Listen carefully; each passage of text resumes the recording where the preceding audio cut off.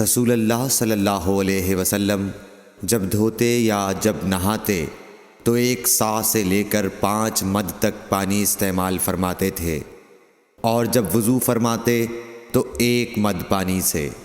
صحیح بخاری حدیث نمبر 201۔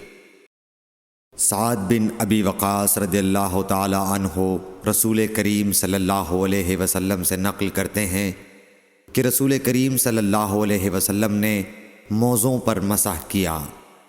عبداللہ بن عمر نے اپنے والد ماجد عمر رضی اللہ تعالی عنہ سے اس کے بارے میں پوچھا تو انہوں نے کہا سچ ہے، اور یاد رکھو جب تم سے سعد رسول اللہ صلی اللہ علیہ وسلم کی کوئی حدیث بیان فرمائے تو اس کے متعلق ان کے سوا کسی دوسرے آدمی سے مت پوچھو۔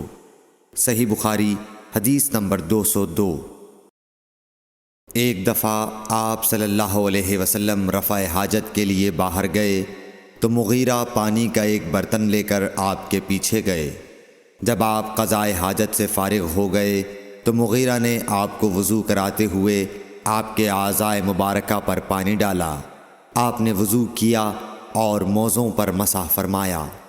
صحیح بخاری حدیث نمبر 203۔ جعفر بن عمرو بن امیہ زمری کو ان کے باپ نے خبر دی کہ انہوں نے رسول کریم صلی اللہ علیہ وسلم کو موزوں پر مسح کرتے ہوئے دیکھا۔ صحیح بخاری حدیث نمبر 204۔ جعفر بن عمرو اپنے باپ سے روایت کرتے ہیں کہ میں نے رسول اللہ صلی اللہ علیہ وسلم کو اپنے عمامے اور موزوں پر مسح کرتے دیکھا۔ صحیح بخاری حدیث نمبر 205۔ مغیرہ فرماتے ہیں کہ میں ایک سفر میں رسول کریم صلی اللہ علیہ وسلم کے ساتھ تھا تو میں نے چاہا کہ وضو کرتے وقت آپ کے موزے اتار ڈالوں۔ آپ نے فرمایا کہ انہیں رہنے دو، چونکہ جب میں نے انہیں پہنا تھا تو میرے پاؤں پاک تھے، یعنی میں وضو سے تھا، پس آپ نے ان پر مسح کیا۔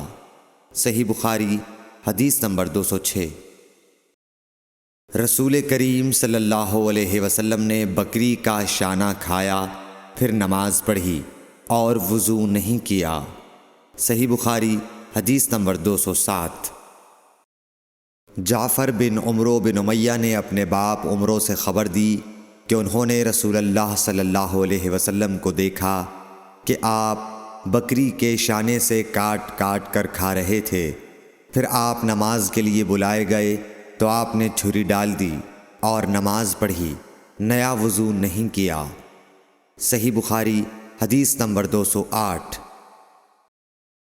سوید بن نعمان رضی اللہ تعالیٰ عنہ نے خبر دی کہ فتح خیبر والے سال وہ رسول اللہ صلی اللہ علیہ وسلم کے ساتھ صحبا کی طرف جو خیبر کے قریب ایک جگہ ہے پہنچے۔ آپ صلی اللہ علیہ وسلم نے عصر کی نماز پڑھی، پھر ناشتہ منگوایا تو سوائے ستو کے اور کچھ نہیں لایا گیا۔ پھر آپ نے حکم دیا تو وہ بھگو دیا گیا۔ پھر رسول کریم صلی اللہ علیہ وسلم نے کھایا اور ہم نے بھی کھایا۔ پھر مغرب کی نماز کے لیے کھڑے ہو گئے، آپ نے کلی کی اور ہم نے بھی۔ پھر آپ نے نماز پڑھی اور نیا وضو نہیں کیا۔ صحیح بخاری حدیث نمبر 209۔ حضرت میمونہ زوجہ رسول کریم صلی اللہ علیہ وسلم نے بتلایا کہ آپ نے ان کے یہاں بکری کا شانہ کھایا، پھر نماز پڑھی اور نیا وضو نہیں فرمایا۔ صحیح بخاری حدیث نمبر 210۔ رسول اللہ صلی اللہ علیہ وسلم نے دودھ پیا، پھر کلی کی اور فرمایا اس میں چکنائی ہوتی ہے۔ صحیح بخاری حدیث نمبر 211۔ رسول کریم صلی اللہ علیہ وسلم نے فرمایا کہ جب نماز پڑھتے وقت تم میں سے کسی کو اونگ آ جائے تو چاہیے کہ وہ سو رہے یہاں تک کہ نیند کا اثر اس سے ختم ہو جائے۔ اس لیے جب تم میں سے کوئی شخص نماز پڑھنے لگے اور وہ اونگ رہا ہو تو وہ کچھ نہیں جانے گا کہ وہ خدا سے مغفرت طلب کر رہا ہے یا اپنے نفس کو بد دعا دے رہا ہے۔ صحیح بخاری حدیث نمبر 212۔ رسول اللہ صلی اللہ علیہ وسلم نے فرمایا کہ جب تم نماز میں اونگھنے لگو تو سو جانا چاہیے، پھر اس وقت نماز پڑھے جب جان لے کہ وہ کیا پڑھ رہا ہے۔ صحیح بخاری حدیث نمبر 213۔ حضرت انس روایت کرتے ہیں کہ رسول کریم صلی اللہ علیہ وسلم ہر نماز کے لیے نیا وضو فرمایا کرتے تھے۔ میں نے کہا تم لوگ کس طرح کرتے تھے؟ کہنے لگے ہم میں سے ہر ایک کو اس کا وضو اس وقت تک کافی ہوتا جب تک کوئی وضو توڑنے والی چیز پیش نہ آ جاتی، یعنی پیشاب، پخانہ یا نیند وغیرہ۔ صحیح بخاری حدیث نمبر 214۔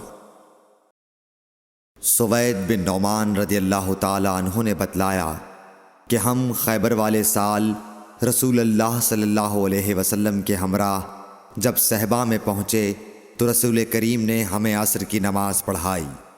جب نماز پڑھ چکے تو آپ نے کھانے منگوائے، مگر کھانے میں صرف ستو ہی لایا گیا، سو ہم نے اس کو کھایا اور پیا۔ پھر رسول کریم صلی اللہ علیہ وسلم مغرب کی نماز کے لیے کھڑے ہو گئے تو آپ نے کلی کی، پھر ہمیں مغرب کی نماز پڑھائی اور نیا وضو نہیں کیا۔ صحیح بخاری حدیث نمبر 215۔ رسول اللہ صلی اللہ علیہ وسلم ایک دفعہ مدینے یا مکے کے ایک باغ میں تشریف لے گئے۔ وہاں آپ نے 2 شخصوں کی آواز سنی جنہیں ان کی قبروں میں عذاب کیا جا رہا تھا۔ آپ صلی اللہ علیہ وسلم نے فرمایا کہ ان پر عذاب ہو رہا ہے اور کسی بہت بڑے گناہ کی وجہ سے نہیں۔ پھر آپ صلی اللہ علیہ وسلم نے فرمایا بات یہ ہے کہ ایک شخص ان میں سے پیشاب کے چھینٹوں سے بچنے کا اہتمام نہیں کرتا تھا اور دوسرا شخص چغل خوری کیا کرتا تھا۔ پھر آپ صلی اللہ علیہ وسلم نے کھجور کی ایک ڈالی منگوائی اور اس کو توڑ کر 2 ٹکڑے کیا اور ان میں سے ایک ایک ٹکڑا ہر ایک کی قبر پر رکھ دیا۔ لوگوں نے آپ صلی اللہ علیہ وسلم سے پوچھا کہ یا رسول اللہ یہ آپ نے کیوں کیا؟ آپ نے فرمایا اس لیے کہ جب تک یہ ڈالیاں خشک نہ ہوں شاید اس وقت تک ان پر عذاب کم ہو جائے۔ صحیح بخاری حدیث نمبر 216۔ انس بن مالک رضی اللہ تعالی عنہ روایت کرتے ہیں کہ رسول کریم صلی اللہ علیہ وسلم جب رفع حاجت کے لیے باہر تشریف لے جاتے تو میں آپ کے پاس پانی لاتا، آپ اس سے استنجا فرماتے۔ صحیح بخاری حدیث نمبر 217۔ ایک مرتبہ رسول اللہ صلی اللہ علیہ وسلم 2 قبروں پر گزرے تو آپ نے فرمایا کہ ان دونوں قبر والوں کو عذاب دیا جا رہا ہے اور کسی بڑے گناہ پر نہیں۔ ایک تو ان میں سے پیشاب سے احتیاط نہیں کرتا تھا اور دوسرا چغل خوری کیا کرتا تھا۔ پھر آپ صلی اللہ علیہ وسلم نے ایک ہری ٹہنی لے کر بیچ سے اس کے 2 ٹکڑے کیے اور ہر ایک قبر پر ایک ٹکڑا گاڑ دیا۔ لوگوں نے پوچھا کہ یا رسول اللہ آپ نے ایسا کیوں کیا؟ آپ نے فرمایا شاید جب تک یہ ٹہنیاں خشک نہ ہوں ان پر عذاب میں کچھ تخفیف رہے۔ صحیح بخاری حدیث نمبر 218۔ رسول کریم صلی اللہ علیہ وسلم نے ایک دیہاتی کو مسجد میں پیشاب کرتے ہوئے دیکھا تو لوگوں سے آپ نے فرمایا اسے چھوڑ دو۔ جب وہ فارغ ہو گیا تو پانی منگوا کر آپ نے اس جگہ بہا دیا۔ صحیح بخاری حدیث نمبر 219۔ حضرت ابو ہریرہ رضی اللہ تعالی عنہ نے فرمایا کہ ایک اعرابی کھڑے ہو کر مسجد میں پیشاب کرنے لگا تو لوگ اس پر جھپٹنے لگے۔ یہ دیکھ کر رسول کریم صلی اللہ علیہ وسلم نے لوگوں سے فرمایا کہ اسے چھوڑ دو اور اس کے پیشاب پر پانی کا بھرا ہوا ڈول یا کچھ کم بھرا ہوا ڈول بہا دو، کیونکہ تم نرمی کے لیے بھیجے گئے ہو، سختی کے لیے نہیں۔ صحیح بخاری حدیث نمبر 220۔ ایک دیہاتی شخص آیا اور اس نے مسجد کے ایک کونے میں پیشاب کر دیا۔ لوگوں نے اس کو منع کیا تو رسول کریم صلی اللہ علیہ وسلم نے انہیں روک دیا۔ جب وہ پیشاب کر کے فارغ ہوا تو آپ نے اس کے پیشاب پر ایک ڈول پانی بہانے کا حکم دیا، چنانچہ بہا دیا گیا۔ صحیح بخاری حدیث نمبر 221۔ رسول کریم صلی اللہ علیہ وسلم کے پاس ایک بچہ لایا گیا۔ اس نے آپ کے کپڑے پر پیشاب کر دیا۔ آپ نے پانی منگایا اور اس پر بہا دیا۔ صحیح بخاری حدیث نمبر 222۔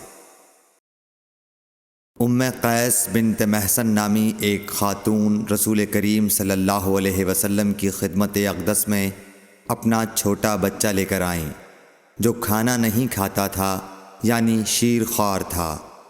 رسول کریم صلی اللہ علیہ وسلم نے اسے اپنی گود میں بٹھا لیا۔